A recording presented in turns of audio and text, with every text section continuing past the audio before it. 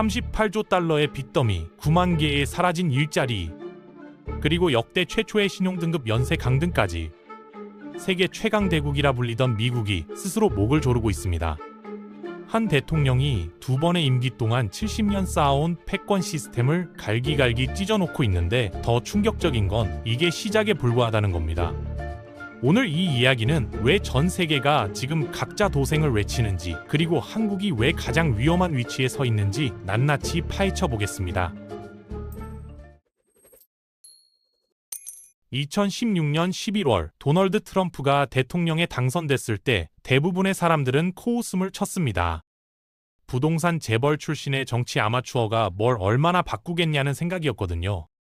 그런데 트럼프는 취임하자마자 미국이 2차 대전 이후 70년간 공들여 쌓아온 세계 질서를 뿌리부터 흔들기 시작했습니다. 가장 먼저 타격을 받은 건 나토였는데 서방 세계를 하나로 묶어온 군사동맹을 트럼프는 대놓고 돈 먹는 하마라고 불렀습니다. 그의 논리는 이랬습니다. 유럽 국가들이 국방비를 GDP의 2%도 안 쓰면서 미국한테만 기대고 있다는 거였죠. 숫자만 보면 틀린 말은 아니었는데 당시 나토 29개국 중 미국이 전체 국방비의 70%를 혼자 감당하고 있었거든요. 문제는 트럼프가 이걸 해결하는 방식이었습니다. 동맹국 정상들 앞에서 돈 안 내면 빠진다고 공개적으로 협박했고 2018년 브뤼셀 정상회의에서는 독일 총리 앙겔라 메르켈을 향해 러시아한테 에너지 의존하면서 우리한테 보호해달라고 하는 게 말이 되냐고 면박을 줬습니다. 동맹의 본질은 신뢰인데 그 신뢰에 금이 가기 시작한 순간이었습니다. 세계 무역기구에 대한 공격도 멈추지 않았거든요. 자유무역 질서의 핵심이었던 WTO를 트럼프는 미국을 속이는 사기꾼들의 소굴이라고 규정했고 분쟁 조정 기구의 판사 임명을 계속 거부해서 사실상 기능을 마비시켜버렸습니다. 1995년 WTO 출범 이후 처음 있는 일이었죠. 그러고 나서 본격적인 관세 전쟁이 시작됐습니다. 2018년 3월 트럼프는 철강에 25%, 알루미늄에 10%의 관세를 때렸는데 표면적인 이유는 국가 안보였지만 실제로는 중국을 겨냥한 경제 압박이었습니다. 근데 문제는 중국만 맞은 게 아니었거든요. 캐나다, 멕시코, 유럽연합까지 전부 타격을 입었습니다. 트럼프의 진짜 의도는 관세 자체가 아니었어요. 관세라는 채찍으로 상대국을 협상 테이블로 끌어내는 게 목적이었죠. 본인이 그토록 자랑하던 딜의 기술이라는 건데 이 전략은 완전히 역효과를 냈습니다. 가장 치명적인 건 신뢰의 붕괴였거든요. 국제통화기금이 이런 경고를 했습니다. 국제 신뢰도 하락은 달러 위상과 미국 패권에 직접 타격을 준다고요. 신뢰는 곧 돈입니다. 전 세계가 달러를 쓰는 이유는 미국이 약속을 지킨다고 믿기 때문인데 그 믿음에 균열이 가기 시작한 거죠. 유럽연합은 2019년부터 전략적 자율성을 공식 정책으로 채택했는데 쉽게 말해 미국에 덜 의존하겠다는 뜻이었습니다. 중국과 러시아는 이 틈을 놓치지 않았고 위안화 국제화와 독자 결제 시스템 구축에 속도를 내기 시작했습니다. 2025년 트럼프 2기가 시작되면서 상황은 걷잡을 수 없이 악화됐습니다. 4월 2일 트럼프가 리버레이션 데이라고 명명한 그날 국가 비상사태를 선포하며 전 세계를 상대로 포괄적 관세를 부과했거든요. 평균 관세율이 2.4%에서 18%로 치솟았는데 거의 8배가 오른 겁니다. 트럼프는 큰 소리 쳤습니다. 제조업이 부활하고 일자리가 늘어나고 무역 적자가 줄어들 거라고요. 하지만 현실은 정반대였습니다. 2025년 12월까지의 데이터를 보면 리버레이션 데이 관세 영향을 받는 산업 전체에서 9만 1천 개가 넘는 일자리가 사라졌고 제조업만 봐도 4천 개가 감소했습니다. 해방의 날이 아니라 파멸의 날이 된 거죠. 더 충격적인 건 제조업 투자가 급감했다는 겁니다. 기업들이 신규 투자를 중단하기 시작했거든요. 왜냐면 불확실성 때문입니다. 트럼프는 4월 이후 거의 100번에 가까운 관세 정책책 결정을 내렸는데 위협했다가 연기했다가 번복하기를 반복했습니다. 기업들은 어디에 투자해야 할지 도무지 알 수가 없게 된 거예요. 한 컴퓨터 제조업체 관계자는 이렇게 말했습니다. 관세 상황의 예측 불가능성이 계속 혼란을 야기하고 있고 심지어 관세를 내더라도 여전히 수입이 미국 내 조달보다 매력적인 경우가 많다고요. 관세를 올려봤자 제조업 부활은 일어나지 않고 있다는 뜻입니다. 피해 사례들이 속속 나오고 있습니다. 농기계 업체 존디어는 관세로 인해 3억 달러 손실을 입었다고 발표했고 일리노이와 아이오와 공장에서 200명 이상을 해고했습니다. 자동차 업계는 7월 한 달 동안만 5천 개의 일자리가 사라졌고요. 소매업계도 경제 불확실성으로 해고와 매장 폐쇄가 줄을 잇고 있습니다. 무역 적자는 어떻게 됐을까요? 트럼프의 최우선 목표였는데 2024년 상품 무역 적자는 1조 2천억 달러를 기록했습니다. 사상 최고치예요. 2025년 상반기에도 전년 대비 47%나 늘어났고요. 관세를 아무리 올려도 무역 적자는 계속 커지고 있는 겁니다. 왜 이런 일이 벌어지냐면 경제학의 기본 원리 때문입니다. 관세는 결국 미국 소비자가 내는 세금이에요. 외국 기업이 내는 게 아닙니다. 관세로 인한 평균 세금 부담이 미국 가구당 연간 1,300달러, 한국 돈으로 170만 원에 달합니다. 기업들도 고통받고 있는데 미국 기업들이 수입하는 원자재와 부품 가격이 급등했거든요. 철강, 알루미늄, 구리, 반도체 같은 핵심 소재들이 전부 관세 대상이라서 오히려 미국 제조업체들의 경쟁력만 떨어뜨리는 결과를 낳았습니다. 법적 불확실성도 심각합니다. 연방법원이 트럼프의 관세가 불법이라고 판결했고 현재 대법원 심리가 진행 중이거든요. 기업들은 언제 관세가 무효화될지 몰라서 투자를 망설이고 있습니다. 국제적 고립도 심화되고 있는데 중국은 희토류 수출 통제로 맞섰고 유럽연합은 보복 관세를 준비하고 있습니다. 미국이 세계와 무역 전쟁을 벌이는 동안 다른 나라들은 미국을 우회하는 새로운 무역 네트워크를 구축하고 있어요. 소비자 신뢰도 급락했습니다. 소비자 심리 지수가 12월 74에서 9월 55.4로 곤두박질 쳤고 인플레이션 기대치도 2.8%에서 4.8%로 치솟았습니다. 사람들이 물가 상승을 두려워하기 시작한 거죠. 경제정책 불확실성 지수가 코로나19 팬데믹과 2019년 중국 무역전쟁을 넘어 역대 최고치를 기록했는데 당시엔 중국만 상대했지만 지금은 전 세계를 상대로 무역전쟁을 벌이고 있기 때문입니다. 트럼프 일기 때도 목표했던 3가지 중 2가지를 실패했거든요. 제조업 GDP 비중은 감소했고 무역 적자는 증가했습니다. 이번에도 같은 실수를 반복하고 있는 건데 다만 규모가 훨씬 크고 파괴력도 훨씬 강합니다. 그런데 트럼프는 방아쇠를 당긴 사람일 뿐이에요. 진짜 문제는 미국 내부에서 오래전부터 쌓여온 구조적 붕괴입니다. 1976년 25살의 젊은 프랑스 역사학자가 충격적인 예언을 내놓았습니다. 소련이 곧 무너질 거라고요. 에마니엘 토드였습니다. 당시 소련은 세계 2위 초강대국이었고 핵무기 보유량은 미국을 넘어섰거든요. 사람들은 그를 미쳤다고 했습니다. 그런데 15년 후인 1991년 소련은 정말로 붕괴했습니다. 토드가 소련 붕괴를 예측할 수 있었던 비결은 독특한 관점에 있었어요. 다른 사람들이 탱크와 미사일 수를 셀 때 그는 출산율과 영아 사망률을 봤거든요. 군사력이 아니라 인구 지표에서 제국의 운명을 읽어낸 겁니다. 토드의 철학은 간단합니다. 나라는 결국 사람이 만드는 것이고 사람들이 건강하고 교육받고 희망을 가지면 그 나라는 강해지지만 반대로 사람들이 절망하고 병들고 교육에서 소외되면 아무리 강한 나라도 언젠가 무너진다는 거죠. 1970년대 소련이 바로 그랬습니다. 겉으로는 멀쩡해 보였지만 내부에서는 영아 사망률이 증가하고 문맹률이 정체되고 있었거든요. 2001년 토드는 또 다른 충격적인 책을 냈습니다. 제목이 제국 이후였는데 이번 타겟은 미국이었습니다. 핵심 메시지는 이랬어요. 미국은 이미 패권을 잃었는데 자기만 모르고 있다고요. 9.11 테러가 일어난 해였고 미국이 세계 최강국으로 군림하던 시기에 나온 예언이었습니다. 24년이 지난 지금 그의 예측이 현실이 되고 있습니다.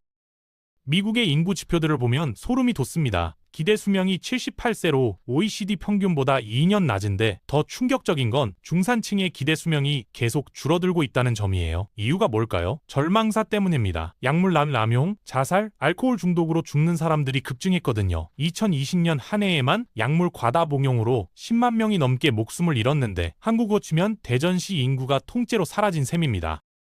중산층 붕괴는 더 심각합니다. 1970년대만 해도 고등학교만 나와도 공장에서 일하면 집 사고, 차 사고, 자녀 대학 보낼 수 있었거든요. 미국 꿈의 핵심이었습니다. 하지만 지금은 대학을 나와도 학자금 대출에 허덕이고 집 마련은 꿈도 못 꿉니다.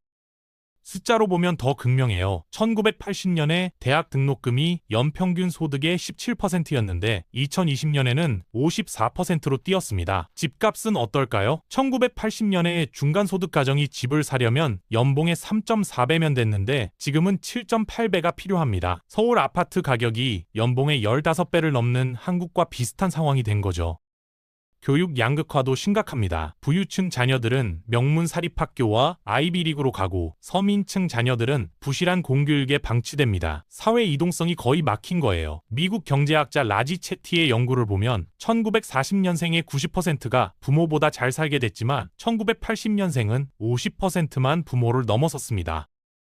이런 패턴 어디서 본 것 같지 않나요? 맞습니다. 소련 붕괴 직전과 똑같아요. 토드가 1970년대 소련에서 발견했던 신호들이 지금 미국에서 그대로 나타나고 있습니다. 기대 수명 감소, 중산층 붕괴, 교육 양극화, 사회 이동성 막힘까지 전부요. 2025년 현재 상황은 더욱 심각합니다. 연방정부 부채가 38조 달러를 돌파했고 이자 지급액만 연간 880달러로 국방비 810억 달러를 넘어섰어요. 연방정부 적자는 GDP의 6.9%까지 확대될 전망입니다. 모든 주요 신용평가 기관이 미국의 신용등급을 하향 조정했고요. 토드는 이렇게 말합니다. 교육이 무너지면 국가 전체가 무너진다고요. 역사가 계속 증명해온 공식이에요. 고대 로마도 교육이 귀족에게만 집중되면서 몰락의 길을 걸었고 프랑스 혁명도 구체제의 교육 불평등에서 시작됐거든요. 토드가 정말 위험하다고 보는 건 미국이 아직도 자신이 강하다고 믿는다는 점입니다. 진짜 강한 나라는 힘을 과시할 필요가 없어요. 하지만 약해진 나라는 계속 힘을 보여줘야 합니다. 지금 미국이 딱 그렇거든요. 여기저기 항공모함 보내고 군대 파견하고 전쟁 위협하고 있잖아요. 왜 그럴까요? 안 그러면 아무도 말을 안 듣기 때문입니다. 고대 로마 말기가 딱 그랬습니다. 내부는 균열이 가는데 겉으로만 요란했거든요. 로마군이 가장 많은 전쟁을 벌인 시기가 바로 제국이 무너지기 직전이었습니다. 힘을 과시해야만 체면을 유지할 수 있었기 때문이에요. 2024년 봄, 한 권의 책이 워싱턴 정가를 발칵 뒤집어 놓았습니다. 지정학 전략가 피터 자이한이 쓴 각자도생이라는 책이었는데 부제목이 더 충격적이었어요. 미국 질서 종료 후 지정학이라고요. 핵심 메시지는 단순 명료했습니다. 미국은 이제 세계를 지킬 이유도 의지도 없다는 겁니다. 자이안의 주장은 역사적 패턴에 기반합니다. 대영 제국, 오스만 제국, 청나라 등 모든 패권국이 비슷한 싼 사이클을 밟았거든요. 처음엔 전 세계에 개입하다가 비용이 너무 많이 들면 선택적으로 철수하고 결국 내수 중심으로 돌아가는 겁니다. 미국도 예외가 아니라는 거죠.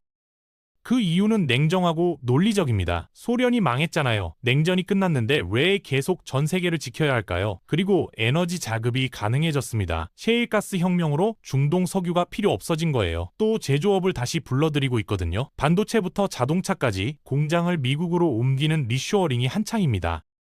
결론은 명확해요. 미국은 이제 혼자 살아도 됩니다. 식량도 자급, 에너지도 자급, 제조업도 돌아오고 있으니까요. 굳이 막대한 비용을 들여가며 전 세계 경찰 노릇할 이유가 없는 겁니다. 자이안이 정말 하고 싶은 말은 이거예요. 세계를 구하는 미국은 끝났고 이제 세계를 방치하는 미국이 시작된다는 겁니다. 2차 대전 이후 80년간 미국 해군이 전 세계 바다를 순찰했습니다. 해적들을 막고 무역선들이 안전하게 다닐 수 있게 해줬거든요. 하지만 미국이 이걸 그만두면 어떻게 될까요? 해적의 부활이 예상됩니다. 2000년대 아덴만을 공포로 몰아넣었던 소말리아 해적들 기억하시죠? 미국과 다국적군이 개입해서 겨우 진압했지만 미국이 손을 떼면 다시 활개칠 겁니다. 그것도 아덴만뿐 아니라 말라카 해협, 호르무즈 해협, 수에즈 운하까지 전 세계 해상 교통로가 위험해질 거예요. 해상 보험료가 폭등할 겁니다. 위험해진 바다를 지나는 배들의 보험료가 천정부지로 치솟을 텐데 2022년 러시아 우크라이나 전쟁 때 흑해 항로가 막히자 곡물 운송비가 5배 뛴 걸 보면 알 수 있죠. 무역이 마비될 수도 있어요. 비싼 보험료와 해적 위험 때문에 많은 무역선들이 운항을 포기할 텐데 전 세계 물동량의 90%가 바다로 이동하거든요. 이게 막히면 글로벌 공급망이 붕괴됩니다. 식량 위기도 올 수 있습니다. 곡물 수출국에서 수입국으로 가는 항로가 막히면 기아가 시작되거든요. 실제로 2022년 흑해 곡물 수출이 중단됐을 때 이집트, 티니지 같은 중동 국가들이 식량 위기를 겪었고 빵값이 2배로 뛰자 시위가 일어났습니다. 자이하는 생존 조건을 3가지로 봅니다. 식량 자급, 에너지 자급, 안보 자립이에요. 이 3가지를 스스로 해결할 수 있느냐가 생존의 열쇠라는 겁니다. 그의 분석에 따르면 생존 가능한 나라는 많지 않아요. 미국, 프랑스, 아르헨티나, 터키 정도입니다. 반대로 위험한 나라들은 독일, 중국, 일본, 그리고 한국이에요. 특히 한국은 전형적인 무역 의존 국가입니다. 식량 자급률은 45%에 불과하고 에너지는 95%를 수입에 의존하며 안보는 미군 주둔으로 유지되고 있거든요. 한국의 수출 의존도는 GDP의 40%를 넘습니다. 경제 규모 12위 국가 중 이렇게 높은 나라는 거의 없어요. 독일이 38%, 일본이 18%인 걸 보면 한국이 얼마나 극단적인지 알 수 있습니다. 더 심각한 문제가 있습니다. 미국에 일할 사람이 없다는 거예요. 제조업을 다시 불러들이려고 하는데 그 일을 할 숙련 노동자가 부족합니다. 젊은 세대는 공장 일을 기피하고 기술직에 대한 사회적 인식도 좋지 않거든요. 이건 한국도 마찬가지입니다. 공돌이라는 말에서 알 수 있듯 기술직에 대한 인식이 좋지 않아요. 똑똑한 학생들은 모두 의대나 로스쿨을 지망하는데 나라 경제는 제조업으로 돌아가면서 정작 그 일을 할 사람은 없는 겁니다. 독일은 정반대예요. 마이스터 제도라고 해서 기술자를 사회적으로 존중하고 대우도 좋게 해줍니다. 대학 교수와 숙련 기술자의 사회적 지위가 비슷하거든요. 그래서 독일 제조업이 강한 겁니다. 자, 이 안의 시나리오는 이미 현실이 되고 있어요. 미국은 아프가니스탄에서 철수했고 중동 개입도 줄이고 있습니다. 우크라이나 전쟁에서도 직접 개입 대신 무기 지원만 하고 있고요. 이제 정말로 아메리카 퍼스트가 시작된 겁니다. 그런데 미국이 세계 패권국이 된 건 우연이 아니었습니다. 2차 대전 이후 70년간 쌓아올린 시스템은 정교하고 강력했거든요. 달러, 기축통화체제, 자유무역 질서, 군사동맹 네트워크라는 세 기둥이 미국을 정점으로 하는 피라미드를 떠받쳤습니다. 하지만 바로 이 성공이 몰락의 씨앗이 됐어요.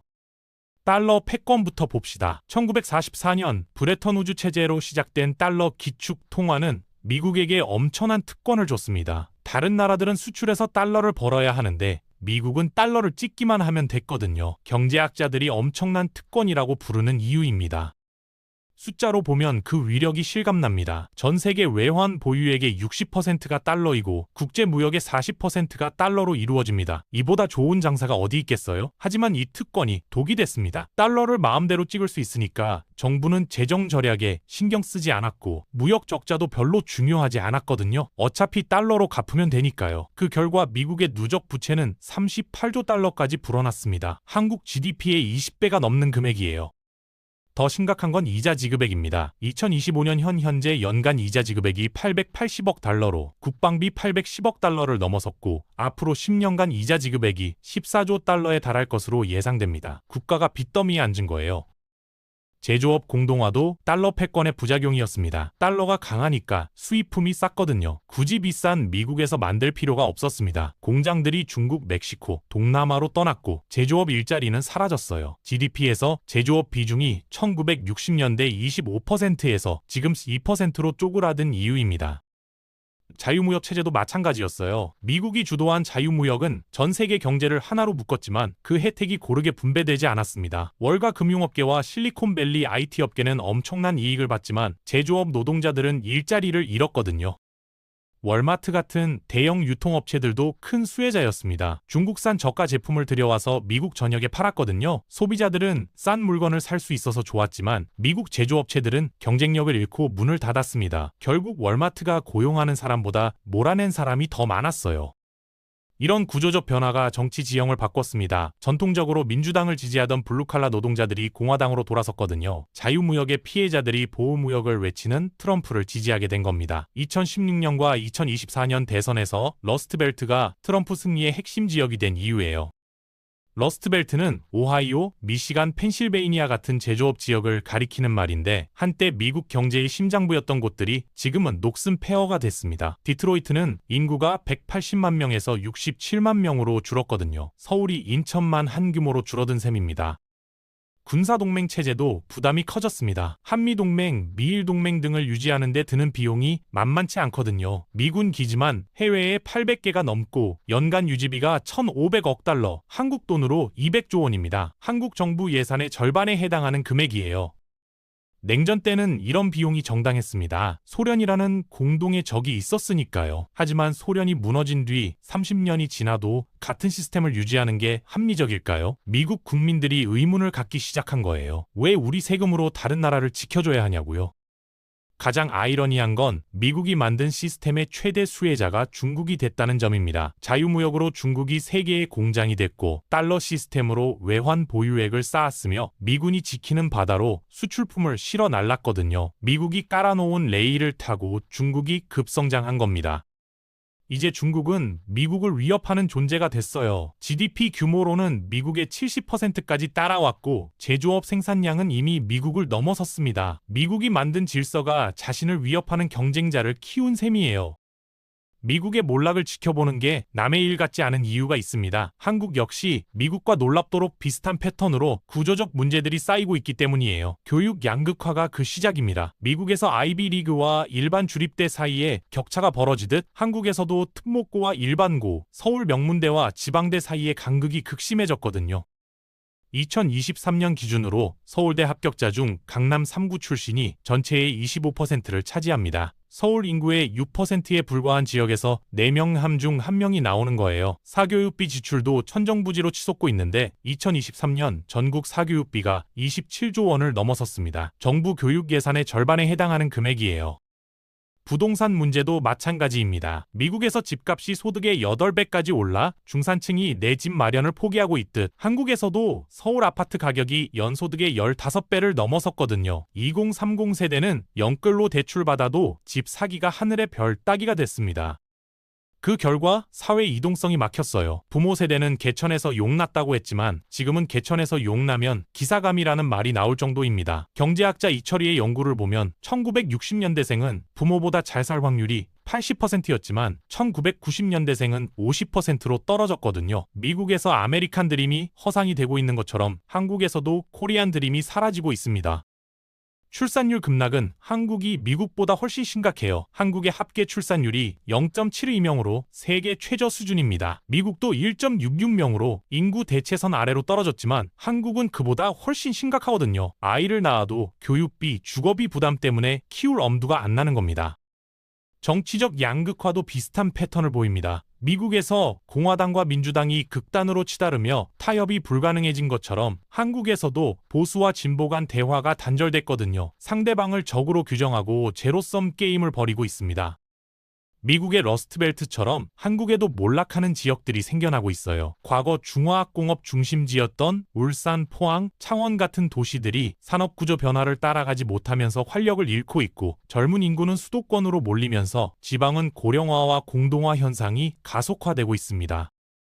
하지만 중요한 차이점도 있어요. 한국은 아직 미국만큼 사회 시스템이 경직되지 않았습니다. 국민건강보험으로 의료 접근성이 보장되고 대학 등록금도 미국보다는 훨씬 저렴하거든요. 공교육 시스템도 여전히 기능하고 있습니다. 또한 한국은 위기 극복 경험이 풍부해요. 6.25 전쟁 폐허에서 시작해서 세계 12위권 경제대국이 됐고 1997년 외환 위기도 극복했습니다. 2008년 글로벌 금융위기 때도 상대적으로 빨리 회복했고요. 미국보다 훨씬 유연하고 적응력이 강한 사회라는 뜻입니다. 기술 혁신 역량도 다릅니다. 반도체, 배터리, 디스플레이 등 핵심 기술에서 세계 최고 수준을 유지하고 있거든요. 삼성과 SK 하이닉스는 메모리 반도체 시장의 70%를 차지합니다. 미국이 제조업을 잃고 금융과 IT에만 의존하는 것과는 대조적이에요. 미국 몰락이 가속화되면서 세계는 이미 혼란의 소용돌이에 빠져들고 있습니다. 80년간 미국이 떠받친 질서가 무너지면서 곳곳에서 위험 신호가 감지되고 있거든요. 가장 먼저 나타나는 건 경제 블록화입니다. 미국을 믿을 수 없어 판단한 나라들이 자체적인 경제 권역을 만들고 있어요. 2023년 브릭스 정상회의에서 11개이 새로 가입한 게 그 신호였습니다. 사우디아라비아, 이란, 아르헨티나, 이집트, 에티오피아, UAE 등이 포함됐거든요. 브릭스 회원국들의 GDP 합계가 G7을 넘어선 건 우연이 아닙니다. 이들이 본격적으로 달러 대안을 모색하기 시작했어요. 중국과 러시아는 양자 무역에서 위안화와 루블 결제 비중을 늘리고 있고 인도는 루피로 석유를 수입하기 시작했습니다. 사우디아라비아도 중국에 석유를 팔 때 위안화 결제를 고려한다고 발표했고요. 중국이 주도하는 국제결제 시스템 CIPS도 급성장하고 있는데 2015년 출범 당시 10개국 은행이 참여했는데 지금은 100개국 1,300여 금융기관이 가입했습니다. 하지만 이런 변화가 질서정연하게 진행되지는 않아요. 오히려 곳곳에서 갈등과 충돌이 일어나고 있습니다. 러시아 우크라이나 전쟁이 그 전조였거든요. 미국의 영향력이 약해지자 러시아가 자신의 영향권을 되찾으려고 시도한 겁니다. 중동에서도 불안정이 가중되고 있어요. 사우디아라비아가 중국, 러시아와의 관계를 강화하면서 미국 일변도 정책에서 벗어나고 있거든요. 2023년 시진핑 중국 주석이 리야드를 방문했을 때 받은 환대는 상징적이었습니다. 바이든 대통령 방문 때와는 천양지차였어요. 해상 교통로도 불안해지기 시작했습니다. 2023년부터 홍해에서 후티 반군의 상성 공격이 빈발하면서 수에즈 운하를 통한 물류가 크게 위축됐거든요. 많은 선박들이 아프리카 남단을 우회하는 긴 항로를 택하고 있고, 이로 인해 운송비가 급등하고 공급망 차질이 빈발하고 있습니다. 남중국해에서도 긴장이 고조되고 있어요. 중국이 인공섬과 군사기지화를 가속화하면서 필리핀, 베트남 등 인근 국가들과의 충돌이 잦아지고 있거든요. 미국의 개입 의지가 약해지자 중국이 더욱 공세적으로 나오고 있는 겁니다. 이런 상황에서 각국은 자구책 마련에 부심하고 있어요. 아시아에서는 RCEP가 본격 가동되면서 역내 경제 통합이 가속화되고 있는데 전 세계 GDP의 30%, 인구의 30%를 차지하는 거대한 경제 블록이 탄생한 겁니다. 유럽도 전략적 자율성을 강화하고 있어요. GDPR로 빅테크를 규제하고 디지털 서비스법으로 플랫폼을 통제하며 디지털 마켓법으로 독과점을 견제하고 있거든요. 미국 기업들이 유럽에서 사업하려면 유럽 기준에 맞춰야 하는 상황이 됐습니다. 군사 안보 분야에서도 변화가 뚜렷해요. 나토 확대에 대한 러시아의 반발이 우크라이나 전쟁으로 이어지면서 유럽은 독자적 방위력 구축의 필요성을 절감하고 있거든요. 프랑스 주도의 유럽군 창설 논의가 다시 탄력을 받고 있습니다. 아시아에서는 쿼드와 오커스 같은 새로운 안보 협력체가 등장했어요. 기존 양자 동맹 체제에서 다자 협력으로 패러다임이 바뀌고 있는 건데, 이런 변화들도 중국의 반발을 불러일으키면서 지역 긴장을 높이고 있습니다. 한국도 이런 혼란 속에서 어려운 선택을 강요받고 있어요. 2022년부터 한중 간 위안화 직거래가 확대됐고 한일 통화 스와프도 재개됐거든요. 아세안 스삼 금융협력도 강화하고 있습니다. 달러 의존도를 줄이기 위한 실용적 선택들이에요. 가장 우려스러운 건 중간국들의 딜레마입니다. 미국과 중국 사이에서 어느 한쪽을 선택하기보다는 실익을 따져 선택적으로 협력하는 나라들이 늘고 있거든요. 인도가 대표적입니다. 쿼드에 참여하면서도 러시아 석유는 계속 수입하고 중국과도 무역을 유지하고 있어요. 한국도 비슷한 상황에 처해 있습니다. 안보는 미국과의 동맹을 유지하면서도 경제는 중국과의 협력을 지속해야 하거든요. 기술은 유럽, 일본과도 협력하고 중동, 아프리카 같은 신흥시장도 개척해야 합니다. 문제는 이런 줄타기가 점점 어려워지고 있다는 점이에요. 미중 갈등이 심화되면서 선택을 강요받는 상황이 늘어나고 있거든요. 반도체, AI, 배터리 등 핵심 기술 분야에서는 이미 진영 논리가 작동하고 있습니다. 결국 핵심은 하나로 귀결됩니다. 미국 중심의 세계 질서는 끝나가고 있으며 그 과정에서 한국은 생존을 위한 근본적 선택을 해야 한다는 거예요. 트럼프가 던진 불씨는 이미 걷잡을 수 없이 번졌고 에마니엘 토드가 예견한 내부 붕괴는 구조적 수치로 입증되고 있습니다. 피터 자이안이 그린 각자 도생의 시나리오는 더 이상 가설이 아니라 현실이 되고 있어요. 세 전문가의 진단을 종합하면 결론은 명확합니다. 미국은 더 이상 세계 경찰 역할을 할 의지도 능력도 없으며 그 결과 전 세계가 보호받지 못하는 무질서 상태로 빠져들고 있다는 거죠. 이런 상황에서 한국의 위치는 매우 취약합니다. 식량 자급률 45%, 에너지 자급률 5%, 수출 의존도 40%라서 자이한의 생존 기준으로 보면 한국은 가장 위험한 국가 중 하나거든요. 미국의 보호 없이는 버티기 어려운 구조입니다. 하지만 절망할 필요는 없어요. 한국은 위기를 기회로 바꿔온 역사가 있거든요. 6.25 전쟁의 폐허에서 세계 12위 경제대국이 됐고 1997년 외환 위기도 극복했습니다. 핵심은 변화하는 환경에 빠르게 적응하는 거예요. 가장 시급한 과제는 경제 체질 개선입니다. 수출 일변도에서 벗어나 내수를 키워야 하고 특히 서비스업과 소비 중심 경제로 전환이 필요하거든요. 독일처럼 제조업과 서비스업이 균형 잡힌 경제 구조를 만들어야 합니다.